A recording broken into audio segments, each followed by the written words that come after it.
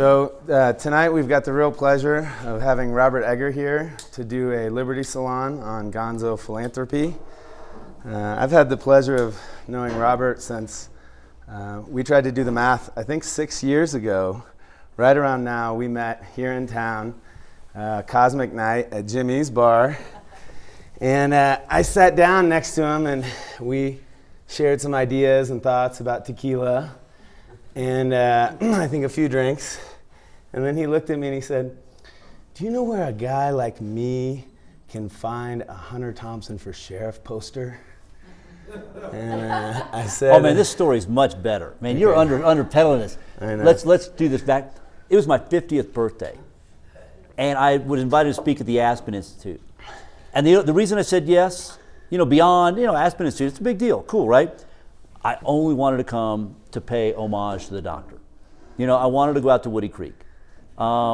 And so as soon as I got here, man, they put me up down at the Meadows. And I think I had a rent-a-car at the time, but I drove down there and spent the afternoon down at the tavern looking at that poster, wishing I had one, but being satisfied with proximity. So I went down to the bar that night, and I'm sitting there, and Youngblood pulls up next to me. And this is where, again, how karmic is this, man? We sit down and da-da-da-da-da, and I explain this to him, and he wheels around and says, in effect, "Dude, you're not going to believe this, but I just got the galley proofs for a book I've done on, Thomas Benton and Hunter S. Thompson." And I'm like, "Dude, get the fuck out of here, go get it." I had just gotten that day, and I had my car parked near the park, and they were in the trunk, and so we sort of sauntered over to the park and pulled it out, and we had this great experience. But also the reason why this is all so meaningful to me is, we ended up staying in touch, and then he bought the poster. But Robert said, "You know what? You shouldn't sell this stuff. You got to keep it. You got to promote it. You got to get a gallery. You got to get a museum. Put the art up. Get it out there. Show it to people. Inspire people. People got to know about this crazy stuff." And I hadn't had a gallery. I hadn't, put together a show. I was just wheeling posters out of the trunk of my Cadillac. And I thought, you know what? That's a great idea. We should get a gallery. We should get a museum. We should put stuff up that's not for sale. We should show people. So in a lot of ways, what's really significant about all this is this guy's an idea factory. He's a fucking genius. Pardon my French, grassroots. And I think that everything that comes out of this guy comes from his heart, and he's a really amazing person. And the reason why I wanted to have him come here and talk is because he's sort of the godfather of the Gonzo Gallery. And what we want to do here is make it more than just a place where you can get a book or see some art or buy some art. We want to have engaging things going on here and engaging ideas, and that's what the Liberty Salon's about. And Robert is an inspiring person, and I wanted to have him come here and hopefully inspire you, and I know he will.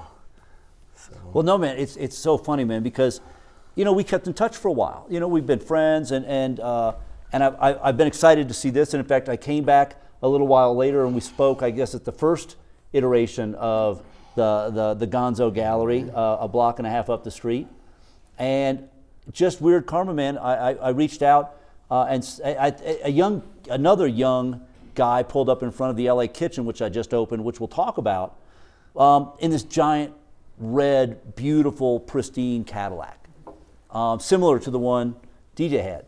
And he popped the trunk, and he had his galley proofs for his new cookbook.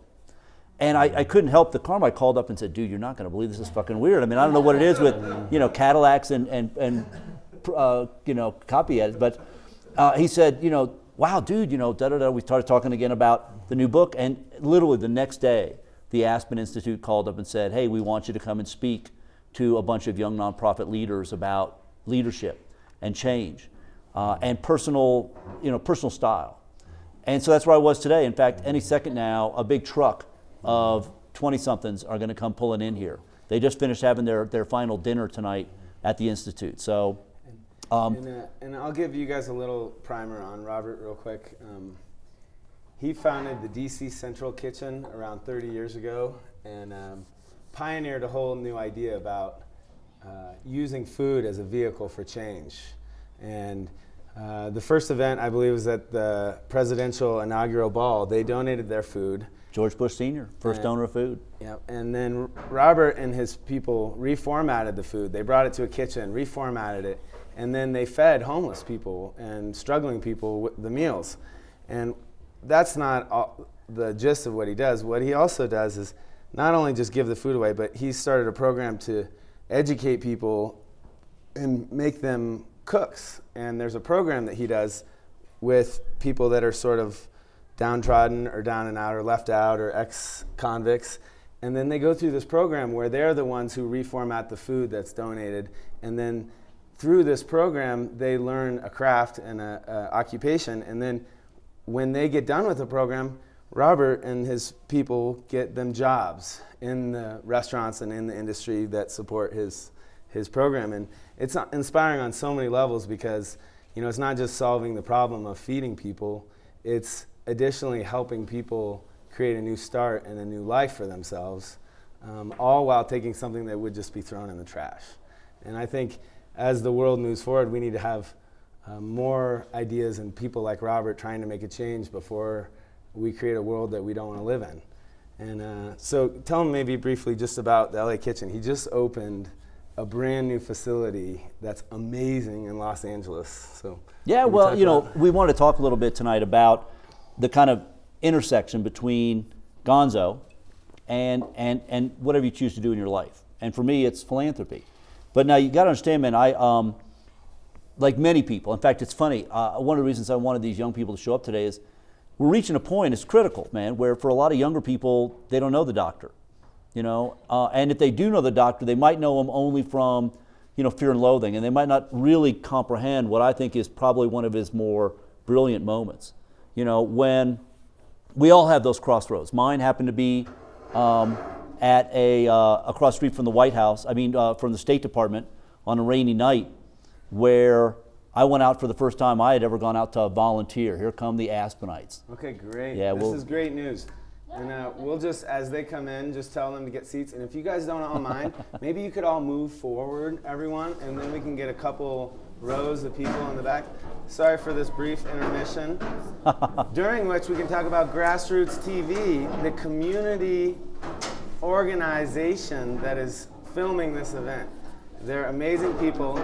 And actually, leave the chairs in the back. Leave the chairs in the back. In the back. Just move people forward so there's seats in the back. We'll just do a brief interlude. It's all good. Everything's good. Yeah, really. Yeah, please welcome. And also, we have drinks in the back. We have non-alcoholic drinks. There's waters. There's San Pellegrinos. There's, I don't even know. There's a bunch of stuff. So if you're thirsty or would like a drink, feel free. Thank you guys all for coming from the Institute. Yeah. No, you're great. Hopefully there's room for everyone. And if there's overfill, people are welcome to sit over here. So again, Grassroots Television, thank you very much.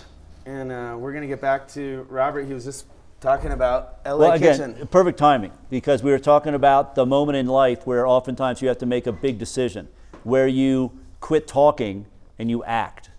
You know, again, for me, it was in Washington, D.C. on a rainy night where I went out and served poor people on the streets of Washington, D.C. As you all know, you know, in the 1980s, homelessness really started to grow, you know, and people were in a very non-traditional, there's always been people on the fringe, on the outskirts, but to see in our nation's capital, man, people sleeping on the steam grates behind the White House, you know, all over the federal enclave. This was new, and it was troubling. And for a young man who dreamed of changing the world with music, I ran nightclubs. Just so you know, man, I saw the movie Casablanca when I was a kid, and at that very moment, I gave up on school. All I wanted to do was open the greatest nightclub in the world, mainly because I was 10 in 1968. In fact, there's a poster on the wall back there, The American Dream, with a bullseye. I think Benton did that the night Robert Kennedy was assassinated, or the next day. I was 10 and living in Los Angeles. My father woke me up because I had gone to bed early because the primary didn't end. It wasn't until after midnight that it was announced that Robert Kennedy had won the California primary, but as you all well know, he was shot moments later. And as a kid, this was the first campaign I got really excited about. And, my father woke me up in the morning and said, he won, he's dead, or they shot him, And that had such a profound impact, clearly, on Hunter and the people here, but very much on me as a young man. But I chose music as the way I would try and change the world, because as a young man, my parents, who had friends just as politically divided as we are today, yet when my father, who was a Marine Corps pilot, a Vietnam-era pilot, when he and his friends put on Motown records, everybody danced.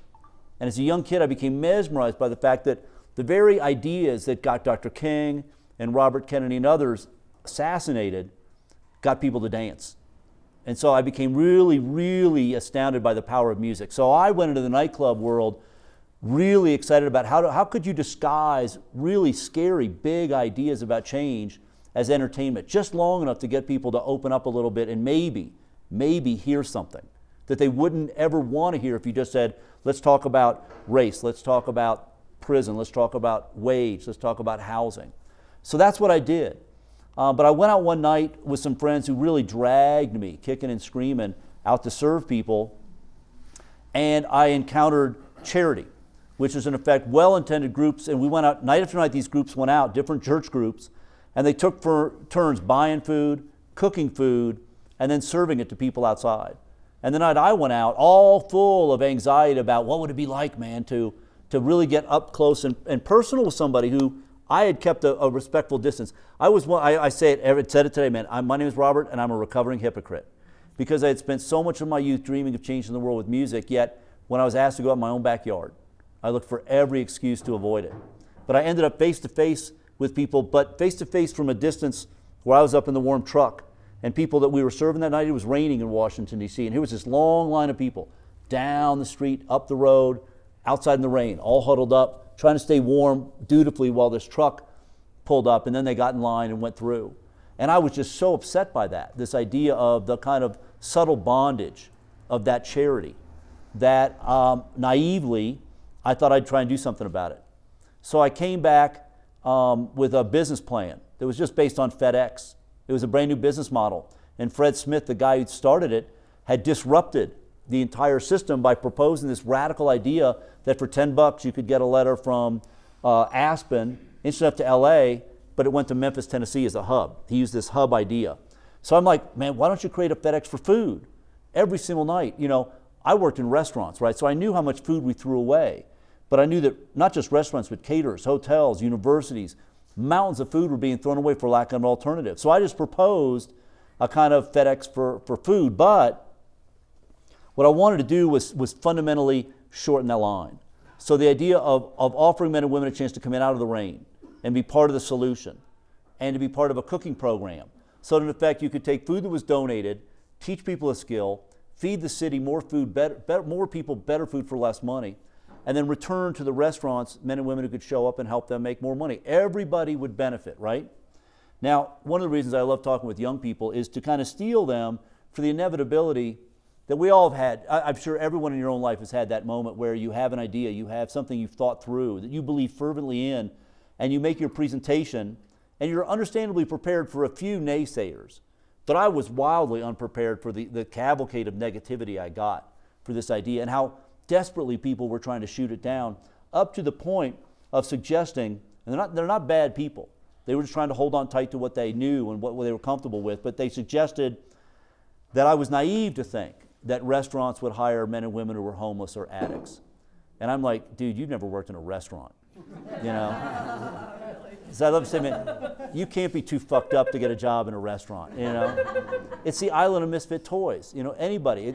So I lovingly say, man, unless you're actively like smoking crack while you're stirring the pot, you can get a job in a restaurant. But the point is, like the doctor, like other people, there's a moment where you have to decide, am I going to say, fuck it, and let it happen? Or am I going to do something about it? And this is why when we met, I felt it was so critical that this moment, of course, again, we all know the doctor had a full, long, joyful, absurd life. But this moment to me is so wrapped up in one of the most amazing nexuses of rock and roll, drugs, art, and politics. I mean, how rare does that happen? You know, but this idea, in fact, when you look at this wall, there's so many things I've never seen. There's pictures back here in the back corner of, you know, as much as Instagram is capturing cops doing stuff now, there it is, right on the wall, man. Cops harassing people that didn't look right. And somebody took a picture of it. You know, but this was the beginning of a lot of things we're still doing today. And I think it's so worth it to really, again, commemorate and celebrate and understand that this is just as important now. You know, as much as Hunter railed against Nixon, imagine what he'd say about Trump. You know? But seriously, the fact that Trump is a serious candidate, you know, that we don't really have this kind of delightful pushback that I think the doctor exemplified. And I want to bring it a little bit back to how amazing this guy is, because he didn't kind of finish the story. 30 million meals later to homeless people. This guy, that idea, the FedEx deal in D.C., was it 30 years? How many years did he run? 25. So he ran the D.C. Central Kitchen for 25 years. They fed 25 million people, 30 million people. And then he doesn't sit on his laurels. He says, you know what, I want something new. I want a new challenge. And he just told me earlier, biggest challenge of his life, what he's taking on now. And he's just created the LA Central Kitchen. So he's taken this whole idea to LA to do what he did in DC on a bigger level. And, well, I'm committed to making it all about Hunter tonight. well, and I know, and we're going to try to interplay Hunter, Robert, and all this stuff. Well, again, I go back to weird this, nexus. man. I go back to this because if you think about it, a lot of what I do is I'm what I lovingly call an amateur futurist. And it's just business 101, man. Who's your customer going to be? If you're a restaurant person, you have to know what are the trends in food, who's moving into town, how do I attract new business? What I do is business, make no mistake. You know, charities in America, man, this is a very important thing to get your head around. There is no profit without nonprofits. And that's economics 101. You can't run a town without art and culture, communities of faith, education, healthcare, you know, all the things that nonprofits do. You cannot attract people to a town, business to a town, young people to maybe consider making this their home and raising a family there. Yet we've been told over and over and over again, you have no role in the political process. As charities, you don't have the right to be openly active. And for example, any business on the street could put up a sign saying so-and-so for sheriff. But if somebody came to the DC Central Kitchen, the LA Kitchen, and said to me, Robert, man, you're a pro. You know, and what I like to say, man, when the going gets weird, the weird turn pro. But anyway, got to keep working it in there, man. But if somebody comes in and says, man, Robert, you're a pro, who do you think we should elect for president that would really fundamentally decrease the need for your business? If I say, you know what, thank you for asking, man, I've been 25 years in, and I have an opinion. And I'm not going to tell you to vote for as much, but I really think you should look at this candidate because I think they have a serious idea, and I think that if they were elected, they could really fundamentally decrease the need for my charity. If I did that, they could come and take away my 501c3. Because as a charity, I am not allowed to talk openly about anybody you should like. I can tell people vaguely, but that same First Amendment right that the Supreme Court just codified for businesses, charities do not have. And I find that abhorrent. So again, that idea of standing up and saying, I will not submit. But going back to this, man, as an amateur futurist, sometimes you have to see the future coming and march out to meet it. And to a certain extent, a lot of what was going on here at the time was anticipating a change of Aspen that they didn't want to see happen. And instead of waiting for it to happen and lamenting it after the fact, they said, well, let's march out and let's do something today. As crazy as it sounds, as audacious as it might appear, let's do it. Even if we're laughed off, even if no one takes it seriously. And of course, how could you take the idea of freak power seriously? But the point, you know, that's a lot of what I do. And that's what took me to LA. Because as much as I love DC, as I look out, the future from what I can see is fruits and vegetables. You know, my business, I made my bones going to the back door of restaurants all over Washington, D.C. and picking up food that couldn't be served. And that's cool, but that represents lost profit. And industry gets smarter and smarter and smarter. So the only thing I can do is look for where's the next great source of opportunity. So you may not know this, but in America every day we throw away an estimated 40% of the food we produce. Half of that is fruits and vegetables. And it's discarded primarily because it's cosmetically imperfect. You know, it's things that are bent, they're broken, they're bruised. And so they're tossed. And so the idea of positioning myself in Los Angeles to say, I now have the availability, and we do all over. Gwen and other people were talking here all over America, this idea of how can we capture the food that's in our own communities and make sure none of it's wasted. But I'm also wildly interested, I've historically worked with who's ever at the bottom. That's who I work with and for. And so I've gone through a whole gauntlet of homeless, addicts, Republicans. Everybody can be redeemed. But the idea of always trying to anticipate who's next, and sadly, tragically, who's next in America are our elders. You know, the way we treat our elders in America is one of our greatest shames, because we are a youth culture and we're a throwaway society. So as much as we waste food, we waste people. The boomers represent the deepest well of life experience in the history of the world. You know, say what you want, no other generation has been this rich, this free, this educated ever. And never has there been a generation that will live this long. But sadly, so many don't have enough money in the bank for the extra year science will give them. So again, I know that's coming. It's called, euphemistically at times, the silver tsunami. And it's very important to kind of riff on for a second, because one of the things that goes back to that sad June morning in 1968 when Robert Kennedy was shot, you know, if you go to his grave in Arlington Cemetery, there's a quote on the wall behind his very humble stone that says, every time a man stands out and acts up against injustice, he sends forth a small ripple. And from 1,000 different sources of energy and daring, those ripples can come and become waves that will wash down the mightiest walls of oppression. Sometimes we talk about the silver tsunami and people look at it with dread. I look at it as the manifestation of Robert Kennedy's dream. It's thousands of people doing small acts. You know, the idea of millions of older people along with millions of young people working in concert on a shared dream of a new America.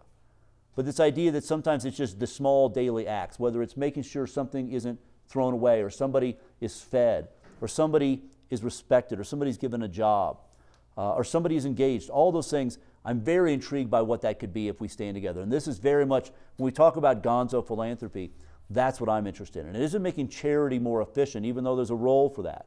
It's fundamentally stopping and thinking about what are the assets we have in our community. That's what I do. I've just taken historically the stuff we throw away and said, look, I built my entire model on saying, look, let's take the food our society throws away, the people our society undervalues, kitchens that are underutilized, chefs who have food and will donate it but will also help teach, jobs, volunteers who want to make something powerful happen with their time, older people who want to stay active. It's all there. Everything I've ever built, all I do is just take advantage of things that exist in every community.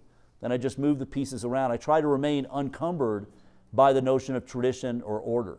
You know, there's a famous story, man, that in 1959, you know, Charlie Parker, from a musician standpoint, nobody can compete with Charlie Parker in fluidity and dexterity and composition. Man, Miles Davis just came along and said, dude, Charlie, I love you, but you're confined to 12-bar blues structure. I reject 12-bar blues. You know, you are a slave to a form, an unnecessary form. I'm very intrigued by how often we are hostages. And for example, man, one of the things I want to do, I'm interested in senior meals. I think it's another great revolution, is the idea of what does a senior meal look like? And you know one of the great tyrannies in America in food? It's the plastic plate. That, think about it, school food, airline food, prison food, no matter where you go in America, we get a plate that says a meal in America is a main course of meat and then a small thing of starch and vegetable and protein.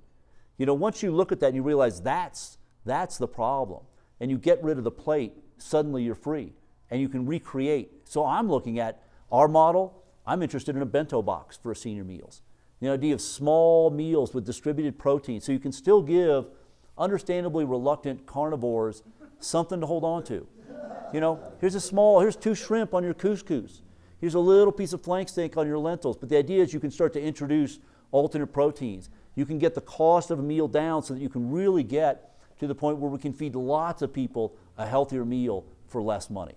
And that's the journey I've begun now as I've moved to Los Angeles. I was going to mention what's kind of Thank you, thank you, thank you. you know, you mentioned the silver tsunami. What's interesting, you know, Hunter, when he was running for sheriff, he registered 739 people. And that whole bit of activism, getting people involved, going to the bars, going out late night, asking people, hey, what are you doing? You know, you need to vote, you need to do this. It's really interesting that, you know, those were all the people that now are what you're talking about now. And, you know, one of the things that is sad about America kind of today is this apathy and this sort of lack of involvement and this lack of engagement. And I'm really inspired by all the things you're saying because, you know, just take... okay, my mic went out, which is good news for you guys because the goal is to let this guy speak his truth. But I think there's just a lot of the same elements about Hunter getting the disenfranchised involved, getting the outcasts involved, giving the freaks a voice. You know, he almost won the election. You know, he lost, but at the same time, that process of getting all those people involved in the community and in voting. Later on, you know, in 1972, Joe Edwards won, Dwight Shellman, all these other people rode out that freak involvement. So, you know, it's really interesting about the idea that this silver tsunami might be an awakening for how do we're going to have to come up with new ideas to figure all this out. So like you said, you know, throw away the 12 bars. Let's get real with it. Let's talk about some of those ideas, you know, and some of the ways that we can reformat things. Well, you know, man, every single morning in America, 10,000 people turn 69. And that's going to happen for the next 17 and a half years, every morning. And, you know, I was saying this morning to young people there, you got to figure, in fact, it's a wonder you can't put your head out the window in the morning and hear a sigh. There's 10,000 people look in the mirror and wonder how they got so lost. You know, when you think about the fact that they heard amazing leaders with their own ears, and think about it, man, Malcolm X, you know, John Lennon, Bob Marley, you know, Marvin Gaye, Robert Kennedy, you know, Hunter S. You know, and for millions of them, I think there's this great sense of, is there a way to find my way back? You know, not to the 60s again, but to that sense of, I want to be part of something bigger than myself.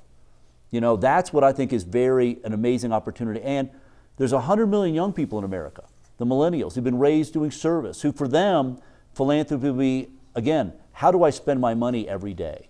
You know, how do I live my life? You know, this is a younger generation, I hate to generalize, but is looking for a way to merge spirituality, lifestyle, income. Saying in effect, look man, I need to make a living. I can't work for nothing. But if I can find a job where I feel I'm not only doing, I'm not doing harm, I'm actually doing good, sign me up. So between the two generations and our beloved Generation Y's in the middle, there's an amazing moment here, but it's political.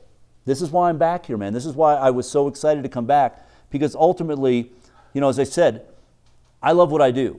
I often say, I love my job. You know, I love my work. I hate my business. It's a tragedy in America that, you know, I'm honored at times for feeding poor people leftover food. You know, that's a real sorry state of affairs. You know, and to a certain extent, I've always been a little bit embarrassed by that because, you know, like anybody, who doesn't like meeting presidents and all the opportunities that I've had in my career? But fundamentally, there's always been this nagging sense of, you know, that's almost the siren song of being seduced by the momentary fanfare of, oh my God, you feed the poor, you're a saint. And rejecting that and saying, no. I'm a flawed man, but I'm trying hard. You know, I'm a sinner, but I'm trying hard. Because I have people in my life who've influenced me tremendously. And again, like many people of my generation, and I hope to a younger generation who may have heard me talk today and wondered over and over again, who's this Hunter S. guy he keeps talking about? You know, and this is why I was hoping they'd come here tonight, to be introduced to not only the man, but this moment that can be replicated, that must be replicated. You know, again, to a certain extent, the Freak Power ticket was the Black Lives Matter of its day. It was not polite.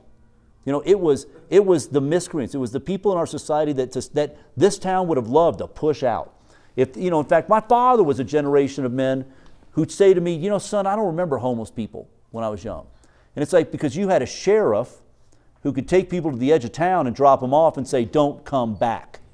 Because if you do, you'll go to the county, you'll go to the work farm. You know, this was before Miranda, before a lot of other things. That's the power sheriffs had. And that's what Hunter and many other people went up against, this idea of a new kind of sheriff. And it's nothing is more germane in America now than the idea of what does a new police force in America have to look like. And what's the idea of a new peace officer? And how are they going to, you know, work with the people? Hunter said that, you know, police officers should be basically pseudo-psychologists, how to diffuse problems, how to, and, you know, he also said we should take the guns away from cops, you know, because every race riot is caused by a trigger-happy cop. And, you know, it's kind of interesting. We keep talking about how relevant all these different issues are, that you could just change the dates on things. But it's really interesting, you know, 1968, 1969, 2015, you know, and we're still grappling with all this today. Yeah, man, and don't think people weren't cynical then. I mean, you know, this has been a perennial thing of how do you inspire people to go out and vote again? You know, how do you get people to believe in something that seems so patently not in your favor?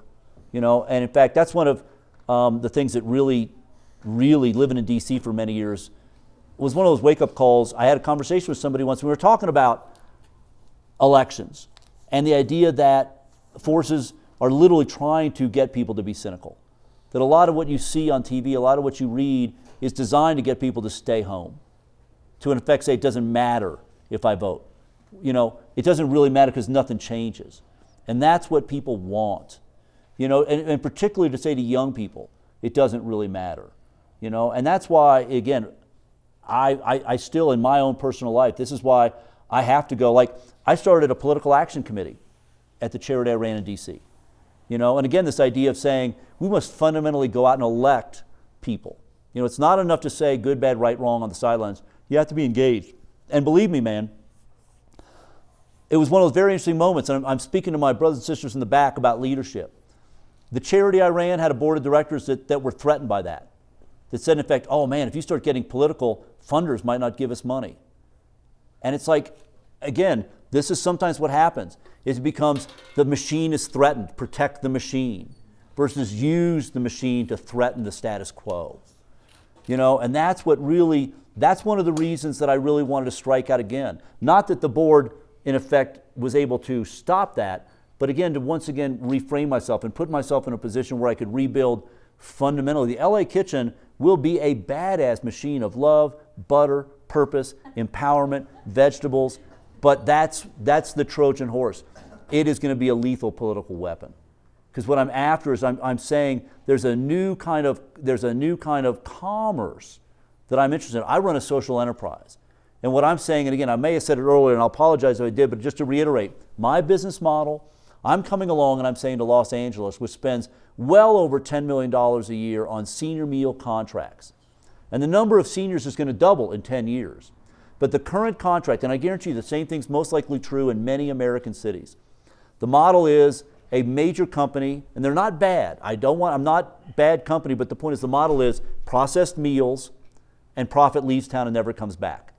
My model, I'm coming in saying, you give me that same $10 million, I'll support local farmers. I'll give people jobs and keep them out of jail. You know, I'll give you a better, healthier meal that'll keep seniors out of hospitals. You know, and I'll reinvest profit back in the community over and over and over. Man, this is a mayor's dream come true. This is a real revolution because it gives consumers, whether it's government or everyday people, a mirror into a new way of thinking about how daily commerce, how the way we treat our elders can be a form of economic empowerment for our community. So it's radical in its form, but it is political. But ultimately, we have to go out and elect a generation of people who will show up on day one. You know, our historic model for charity is we better go down and educate our elected officials. Fuck that. I don't want to educate people. I want to elect people who are already educated, who show up on day one fully aware and excited about the resources of their community. You know, imagine electing a mayor who shows up on day one saying, hey man, I really want, get the nonprofits in here. Fundamentally, day one, man, from an economic perspective, we got to keep every single older person in Aspen, in Pitkin County, and all over. We got to keep them active and engaged. Economics 101. The boomers must stay active and engaged as long as physically possible. That's volunteerism. But do we really want them to go down and paint the shelter wall for the 50th time? Or do we want them to do something really, truly powerful? That's vision for a new elected leader. A new elected leader will look at the nonprofit sector and realize, as they do in California, nonprofits in California bring $40 billion of revenue into California from outside the state. Man, if I'm the new governor, I'm like, let's double that number, There's so many opportunities, but it involves a very different approach to the idea of philanthropy. And my model has always been, our communities are rich, but sometimes we're so busy looking up that we don't look down and see the gold at our feet. And I see gold in homeless people, in addicts, in men and women home from prison. My bag, all food has power, all people have potential. A great nonprofit doesn't try and fix the problem, they reveal the solutions that were there right in front of us. One of my favorite movies, man, and I know you all know it, but one of the best lines in the movie, man, is the end of The Wizard of Oz, when Dorothy wakes up and says, man, next time I go looking for my heart's content, I won't look any further than my own backyard. That's the key, man. Whether it's Aspen, whether it's your town, my town, it's the idea of hunker down, man, and say, in effect, I will not submit. Let's make it happen right here, right now. Yeah. Let's do it. And, we're going to open this up. If anyone has any questions or comments, I'll take the mic around and ask. I also just wanted to say how,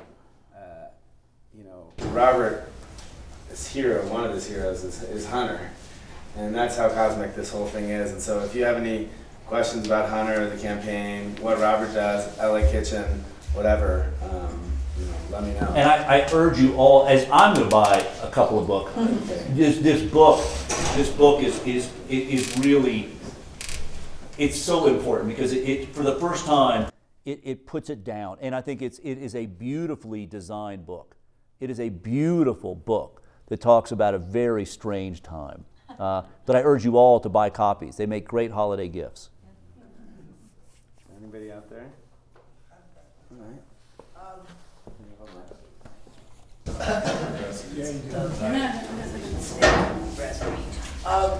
I remember when Obama was elected, and I thought of Hunter, how he would have loved that evening in my house. I agree. In Aspen. Just mesmerized by the whole event. Yeah, no, it was. It's funny, I got calls from friends on the world that says, man, fuck, how do you Americans do it? Just when we're ready to fucking write you off, you inspire us again. Now, we can talk about the trajectory of this administration and everything. It's been both a blessing. There's been good and bad. Let's put it that way. But that's the truth of the world, But anyway, I'm with you. But I still can't help but be. I'm a mad believer. As much as I love national politics. We were talking earlier about D.C. It's local for me, man. It's mayors. I'm a big believer. This is where we should all be focused. Who's running for office in your city, and why not you? Okay. We got Hinton Harrison, photographer here. Are you familiar with community gardens in LA? Yeah, in fact, again, if you think about it, one of the cool things I want to do is my real intent, the bulk of the commerce I want to do, support larger local farmers, right, and buy the stuff they can't sell. But I'm very interested in symbolic purchases. So what I'm trying to do is also carve out a small part of our budget to support community gardens. It may be in schools, they may be in prisons, they might be all over, but this idea of showing the connection. Well, in Venice Beach, I can give you the name of the guy that's doing it there. They're building troughs on every street corner, and they're planting food. Yeah. So you can just go along and you can pick what you need. No, there's a guy, Ron Finley, who really did this. He called him the Guerrilla Gardener. He's done a great TEDx talk. But his thing was like, I can put a sofa on the median, but I can't grow corn. And this idea, but he actually, again, instead of complaining, man, he went down and he worked legislation, and he got LA and the city council to unanimously approve the ability for you to grow food out in front of your own home. So it's a very interesting time.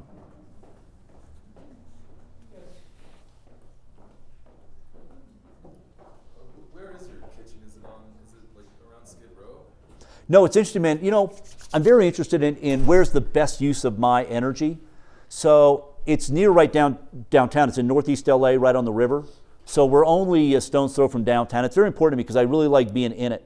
You know, I spent 25 years in the basement of the biggest shelter in DC, and at the time the biggest shelter in America, and I could have moved. You know, we had the juice to have built a bigger kitchen, but that wasn't my bag. It was, I wanted to be down in a place where I was face to face with people I serve. Nothing keeps you more honest than being face to face with people you serve. So I wanted that proximity. There were a lot of criteria for where I decided to be in LA. And just so you know, it's exciting because I got the first ever $1 million grant from the AARP Foundation for the idea of disrupting not just senior hunger, but my larger, more important mission is how do you disrupt in a positive way? How do you reframe the construct of aging in America? You know, how do we move past the idea of a disposable elders and this idea of embracing gray? I'm mesmerized by that. And quite honestly, one of the reasons I chose LA is it's a temple of youth. You know, what better place to go and challenge the entire construct? But again, speaking about kind of future stuff, that's what's so glorious about the moment we're in.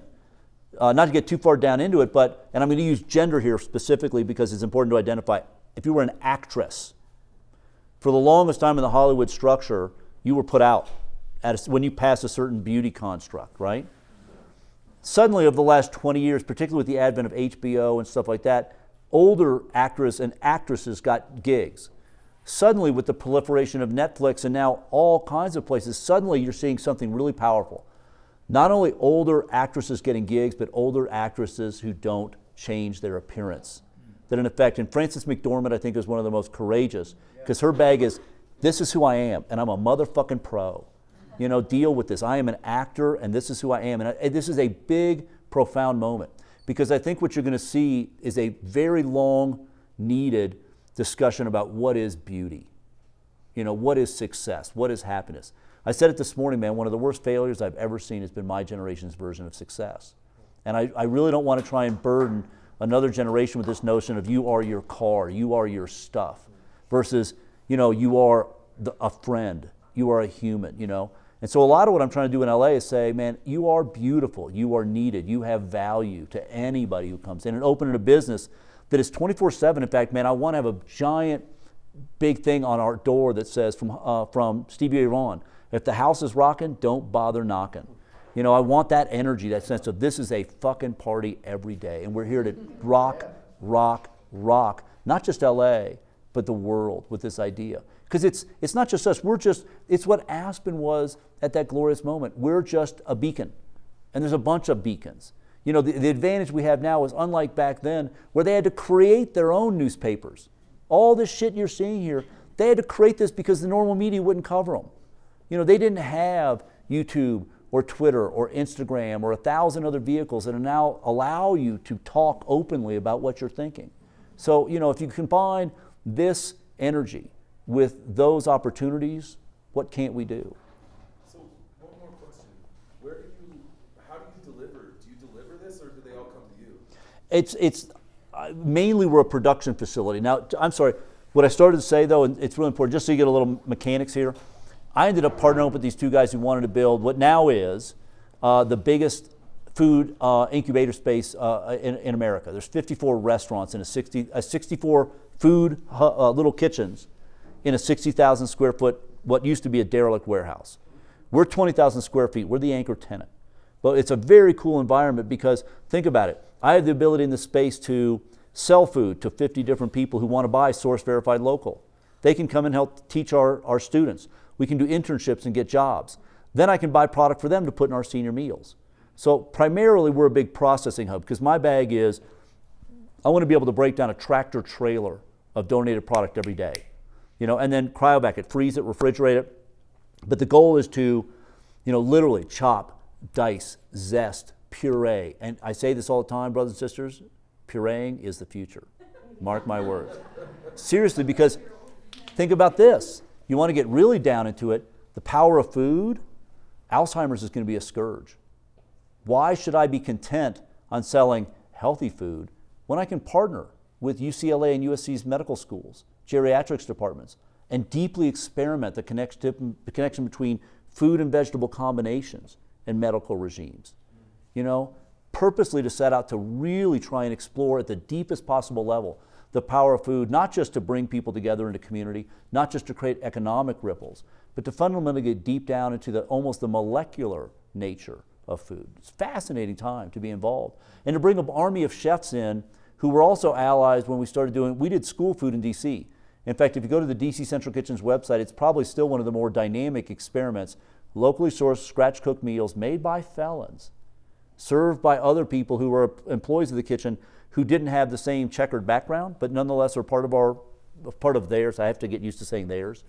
But again, that idea of scratched cook local. That's what I want to do with meals in LA. But anybody's welcome to come visit, man. You know, I'm open source. That's my whole bag is I'm creating and racing towards a future, but I want to share everything I have along the way. I have no interest in trying to control or trademark stuff. Do you have like an open source website that talks Yeah. about this? Yeah. Yeah, everything I do is, I'm radical transparency. I'm trying to bust every possible groove in the nonprofit sector, you know. Did he want to take a question over there? Did you want to ask a question over here? The moment sort of passed, but since you've called me. So I think, speaking about gray and complexity, right? Seeing a lot of Nixon stuff, I generally agree.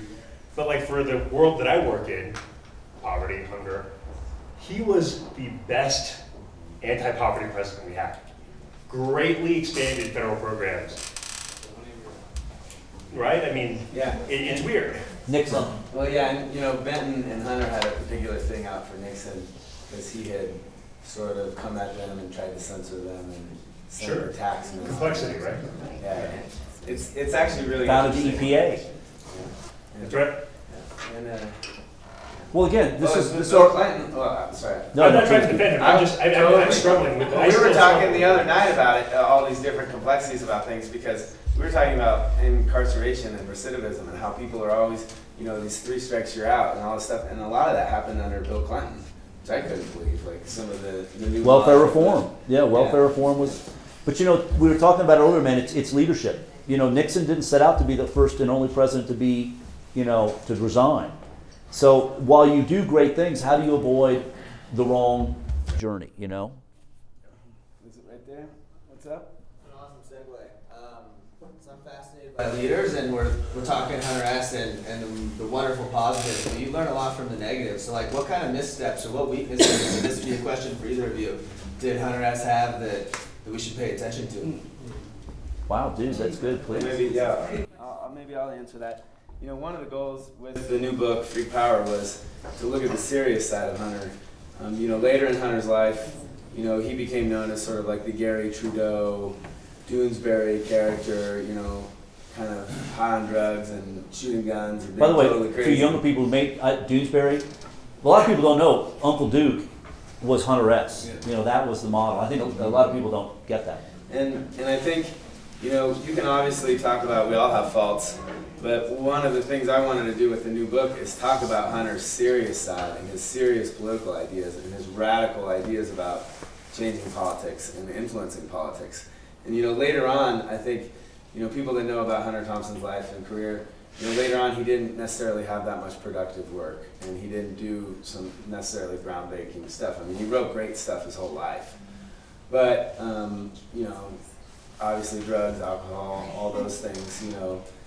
I always say moderation in moderation, but you know, Hunter, you know, had a style and you know, some addictions, and I think that definitely. Well, think about like Keith Richards. I mean, you know, what's it like to be everywhere you go? People are like, let's get fucked up together. You know, I mean, that's really a hard cross. And I've seen I ran nightclubs for a long time. I've seen a lot of musicians. Paul Westerberg, one of my, you know, from the Replacements, one of my favorite people. People don't like sober Paul; they want drunk Paul. You know, and that idea of constantly having to live up to that expectation is very difficult.